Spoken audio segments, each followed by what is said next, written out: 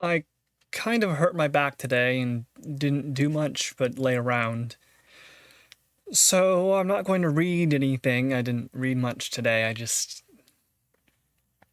existed, watched a few shows, played at the computer, sat down, stood up, did nothing much. So what do I talk about, right?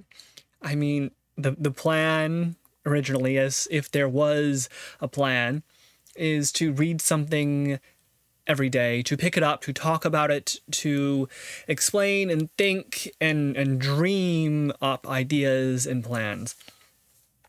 Talk for, I don't know, 10 minutes, 20 minutes, an hour about something in my head about the day or an event or an idea. And that doesn't always turn out well, right? I don't always have a plan or a purpose. I don't always have a direction in which I'm headed. Most of the time, in fact, I don't think I have a direction I'm headed. I'm just existing. I'm standing here doing something, trying to make myself feel something.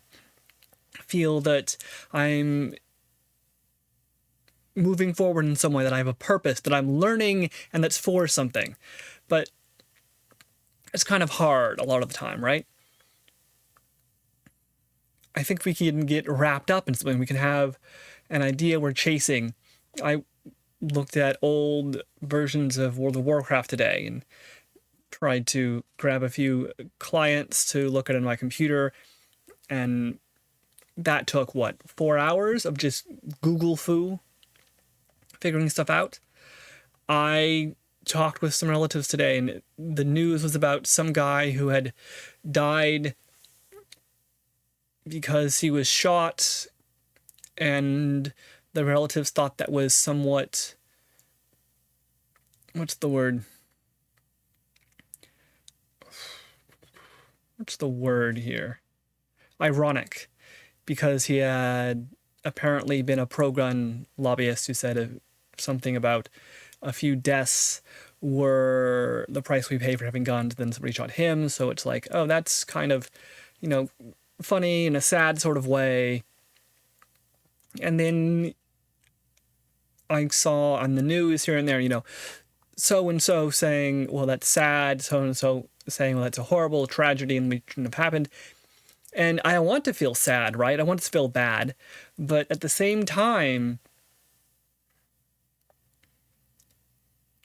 I hear every day about someone dying.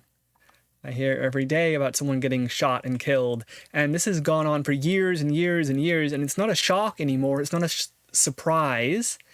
It's not even a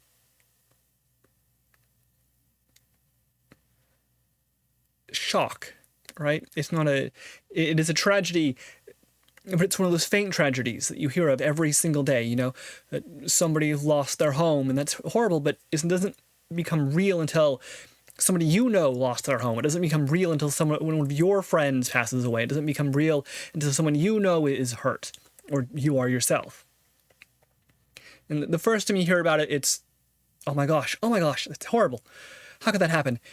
The second time, third time, the 50th time, the 500th time, you go, well, I guess that's just the world we live in now.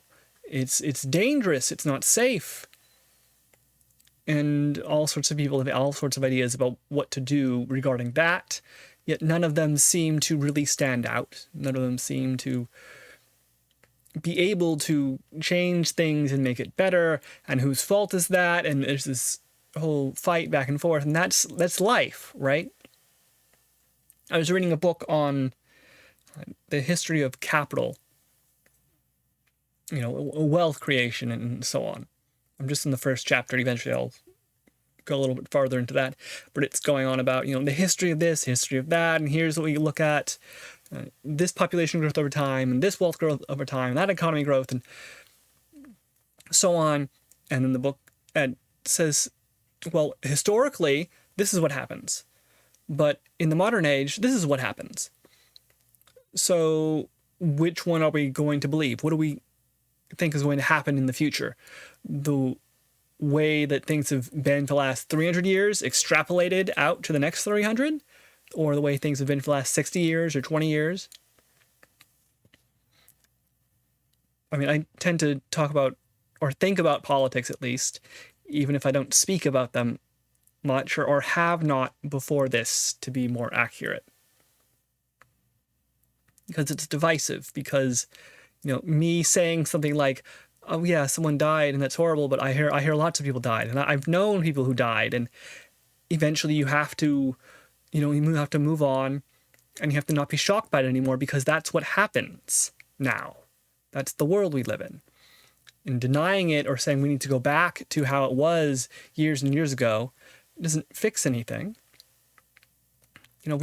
Theodore Roosevelt talked about greatness in that speech yesterday, and we can't make things great again.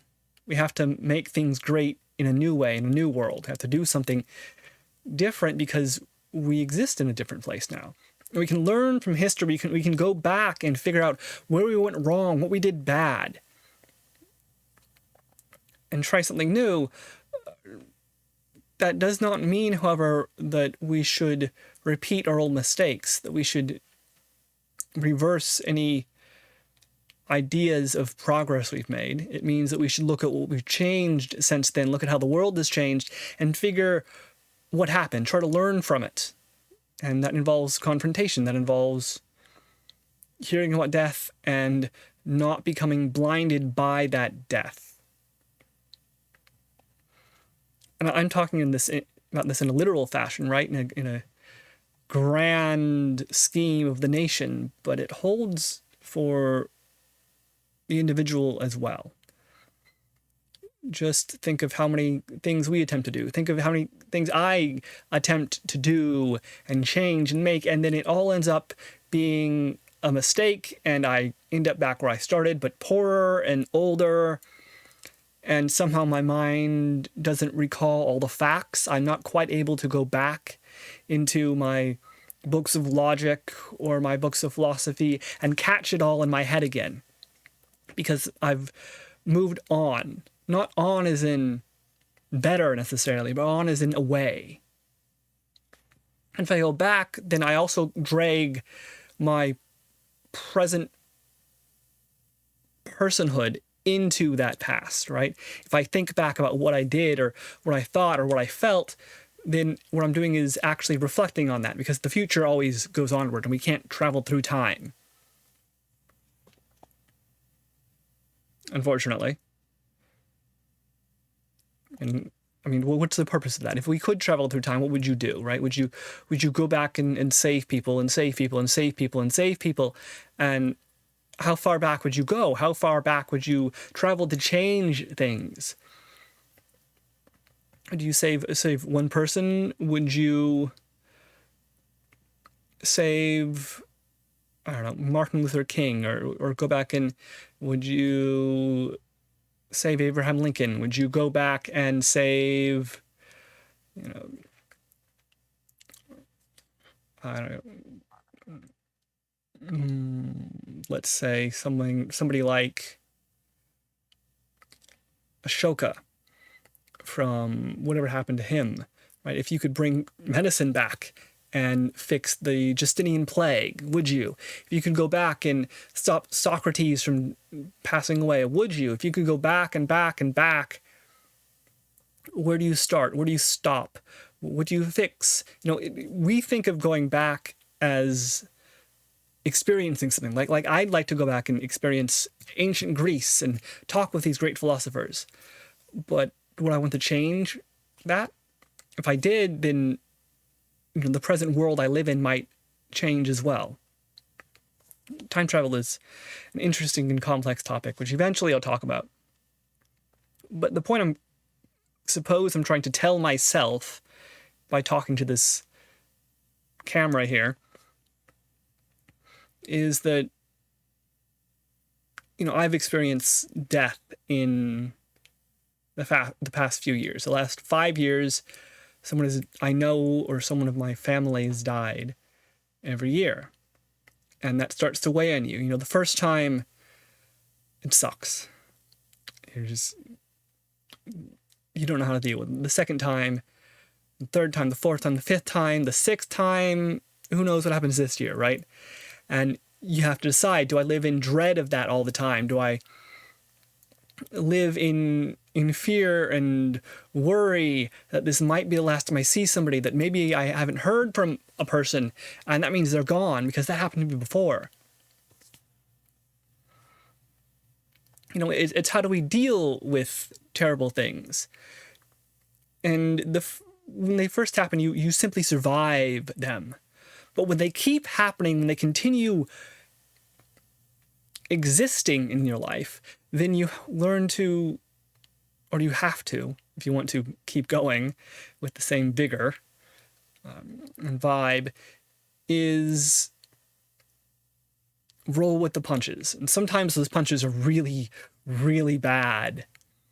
Sometimes those punches are really sad. That does not mean that laying down and letting things pass us by is the right option. It is sometimes, it is for a while, to rest, to sleep, perchance to dream. But then we learn that we wake up again and we're still alive. We still have to keep going on, and something in us makes us eat and drink and look out at the sky and smile sometimes at the stars. And maybe we start doing a bit of artwork, or we watch a TV show, and we don't just watch the old ones, the comfortable ones, we watch something new. Thereby changing ourselves with that interaction.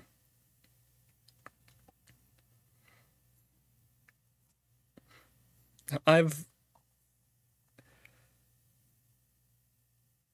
suppose, known for as long as I can remember, ever since the bridge to Terabithia, as it were, that all ends, all fades, night passes into day, which becomes night again, and eventually the cold enters into every warm thing. The spirit flies away, the flesh left behind. Every living thing is doomed sooner rather than later to die.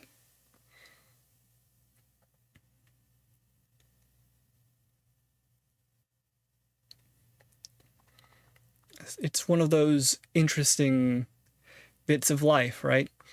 What is it? One death is a tragedy, a million is a statistic.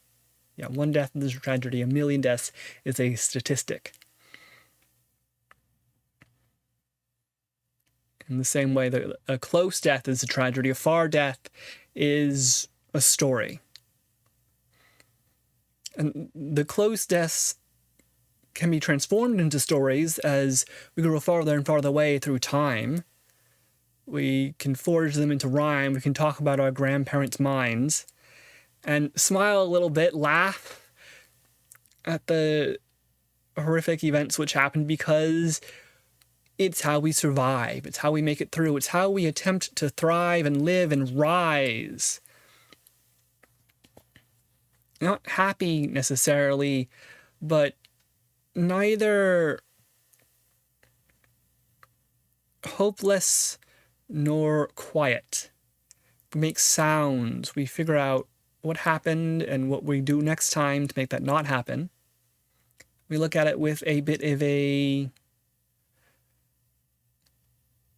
unemotional eye, practiced eye, because we've felt all those emotions. And you can only feel them so much, so often, before you grow numb and tired and cold, and you have to step away. Of course, if you step away for too long, if you become too cold, then a death of someone you don't know becomes just another event. You know, another newsworthy story, which you look at and you say, well, that means something in the modern day that's a commentary upon our issues with violence, upon our split political system, upon our troubles with surveillance, for example, upon the advent of technologies, about the ideas regarding licenses and laws, about mental health, and the 100,000 pieces which make up today and which make up yesterday and last month and last year and the last 10 years and the 10 years in front of us as well, as we look at what we expect to happen, right?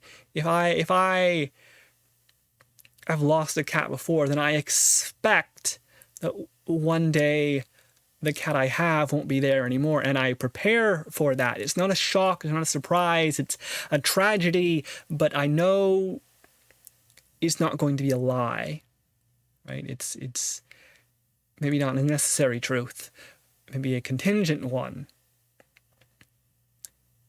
but one I expect, one where the odds are for that horrible event. And how do you live with that? How do you deal with that? How do you think of it? You don't... I think many people can forget it for a while. I think that's something that happens where they get involved in their daily life, their daily problems, and it's not necessarily a worry at the back of their heads every moment of every day.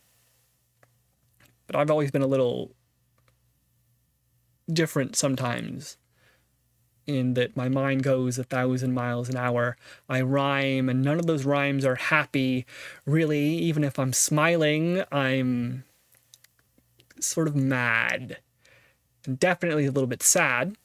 I mean, look at this. It's day 3, and I can't even keep up with the plan of reading and speaking and giving my opinions on that. I'm going on about something terrible that happened, and how I don't feel very strongly about it, but it's intellectually invigorating.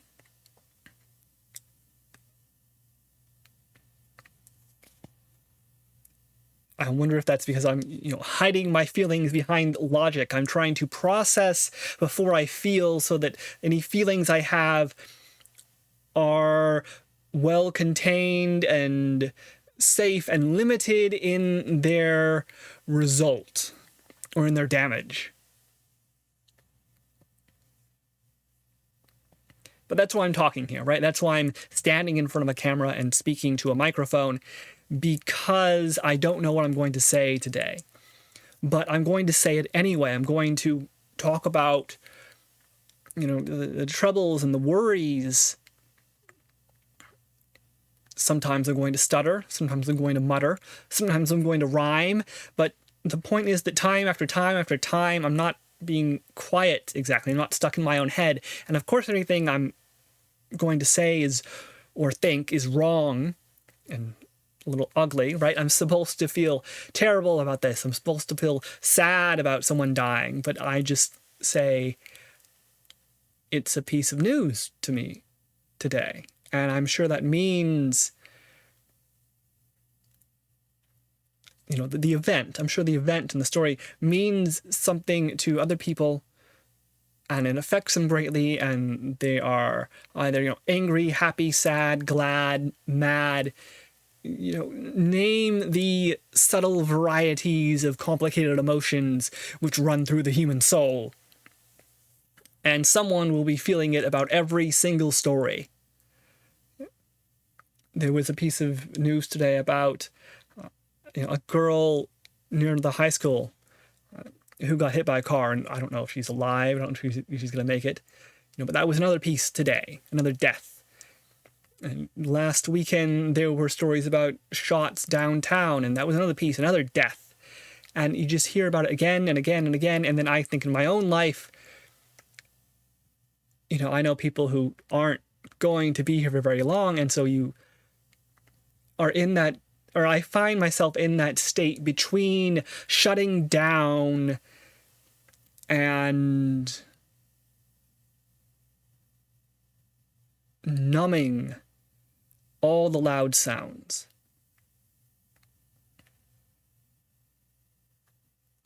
but I'm speaking. I'm listening to myself as I recite this thought, this complicated, strange,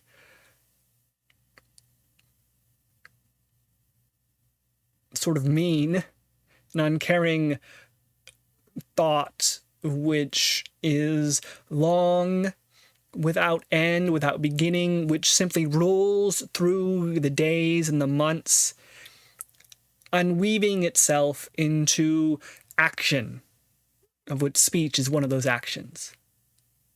You know, it's not just me speaking right now and who I am today, it's the built up histories and mysteries and lessons, along with the mysterious hopes for the future, or maybe not even the hopes, the fears, the predictions. As like any living thing, I try to keep myself safe. But like any human being, I have to keep myself safe from myself. But safety also, as a third but in there, is sort of dangerous. Because you can be too safe, you can be too quiet. And it doesn't always have to be outside violence which threatens you. It doesn't always have to be a robber or a killer or someone trying to take away your rights. It can be yourself. It can be your own silence and fears.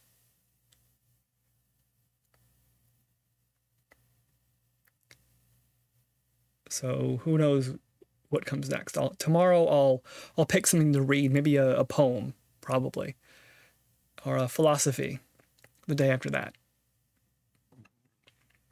But I'm not going to hold myself to that tract.